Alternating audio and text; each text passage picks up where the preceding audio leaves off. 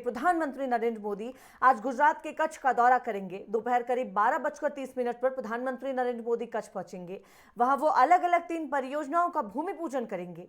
प्रधानमंत्री नरेंद्र मोदी विश्व के सबसे बड़े रिन्यूएबल सोलर प्रोजेक्ट का भी भूमि पूजन इस दौरान करेंगे। कृषि कानूनों के विरोध में जारी आंदोलन के बीच वो कच्छ के कृषक समुदाय के लोगों से भी मुलाकात करेंगे। इसके अलावा वो गुजरात के सिख किसानों से मुलाकात करेंगे, जहां से वो सफेद रण आएंगे। सफेद रण में एक सांस्कृतिक कार्यक्रम का भी आयोजन रखा गया है। इसमें गुजराती लोक संगीत गायक ओसम मीर और गीता रबारी अपनी प्रस्तुति देंगे।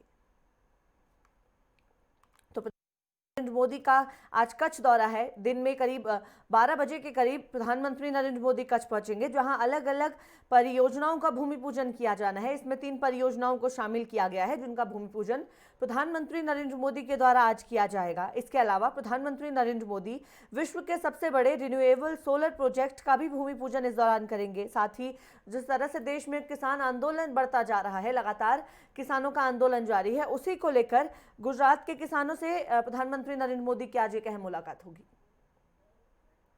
और वरिष्ठ पत्रकार अतुल सिंघल जी हमारे साथ जुड़ गए हैं। बहुत स्वागत है सर आपका नेटवर्क 10 पर। जी शानी। अतुल जी, प्रधानमंत्री नरेंद्र मोदी का आज कच्छ दौरा है। इस दौरान कई परियोजनाओं का भूमि पूजन तो उनके द्वारा किया ही जाएगा, लेकिन इस वक्त देश में जो अहम मुद्दा बना हुआ है किसान आंदोलन, किसानों का आंदोलन लगातार जारी है। 20वां दिन आज आंदोलन का है और इसी को लेकर प्रधानमंत्री नरेंद्र मोदी गुजरात के किसानों से भी बातचीत करेंगे। क्या मानते हैं, क्या प्रभाव देखने को मिलेगा? बिल्कुल, देखिए किसान लगातार ये मांग कर रहे हैं कि प्रधानमंत्री अपना पक्ष रखें, प्रधानमंत्री के साथ बैठक हो। जी। और जो आंदोलन चल रहा है वो कुछ राज्यों के किसान हैं जो यहाँ पर डिटे हुए हैं, पंजाब और हरियाणा के खास तौर से। जी।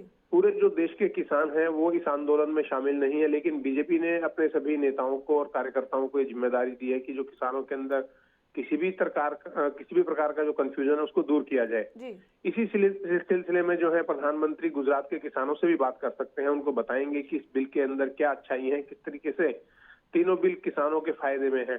और जब प्रधानमंत्री बोलेंगे, चाहे वो गुजरात से बोले या कहीं से भी बोले, तो पूरे देश में उसका एक संदेश जाएगा। प्रधानमंत्री हालांकि बीच बीच में अपनी बात रखते रहे हैं, लेकिन इस आंदोलन के दरमियान अब जब विस्तार से इस बात को कहेंगे तो पूरे देश में जो संदेश जाएगा उससे लगता है कि जो किसान है वो समझेंगे बहुत सारे।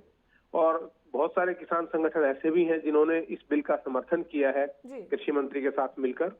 तो अब ये इसी बात पर सबकी निगाह टिकी है कि प्रधानमंत्री का क्या रुख रहेगा, वो क्या कहेंगे ईशानी। जी बिल्कुल अतुल जी, क्योंकि नजरें जरूर सबकी टिकी हुई हैं, क्योंकि जब बीजेपी ने अभियान छेड़ा है कि अब जगह जगह पर जाकर जनता को इस बारे में बताया जाएगा कि कृषि बिल को किस तरह से किसानों के हित में बनाया गया है, किसानों को ये बात समझाई जाएगी कि सकारात्मक पहलू इस बिल का क्या है। उसी बीच खुद प्रधानमंत्री नरेंद्र मोदी ने अब कमान संभाल ली है। प्रधानमंत्री नरेंद्र मोदी खुद जाकर जब किसानों से बात करेंगे तो प्रभाव जरूर देखने को मिलेगा। इसी बीच जिस तरह से दिल्ली में आंदोलन बढ़ता जा रहा है, इसके बीच एक बात यह भी निकलकर सामने आई है कि कई किसान संगठन ऐसे हैं जिनका समर्थन सरकार को मिल रहा है। यानी कि कुछ किसान अब समझने भी लगे हैं कि हाँ, ये बिल उनके हित में ही बनाया गया है, क्योंकि बातचीत का दौर लगातार जारी है। लगातार बात किसानों के बीच में की जा रही है, लगातार सरकार के साथ भी बात की जा रही है, लेकिन कई दौर की बातचीत अब भी बेनतीजा रही है और अगले दौर की बातचीत की तैयारियां भी जरूर शुरू हो चुकी हैं।